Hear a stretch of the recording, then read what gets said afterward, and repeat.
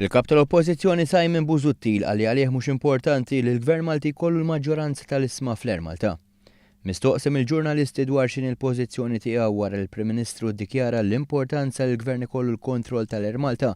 Simon Busuttil sostna li mhux daqstant importanti min ikollu issem maġġoritorju. Mentri l-investituri jkunu diversi u jkunu oħrajn. Sewwa, l-importanti għalija mhux daqstant min ikollu shareholding. Simon Busuttil għal dan f'konferenza tal-aħbarijiet li matula kien mistoqsi wkoll dwar id-differenza fil-proposti dwar it-taxxa tal-Partit Nazzjonalista u l-Partit Laburista. Filwaqt li dawk li preżenta l-Partit Laburista jgawdu minnhom iktar minn 190,000 persuna, dawk li se jressa l-Partit Nazzjonalista huma mmirati għal ferm inqas ħaddiema.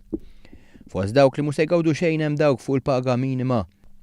Għal Simon Busuttil din mhix problema, għax dawn huma biss ftit eluf.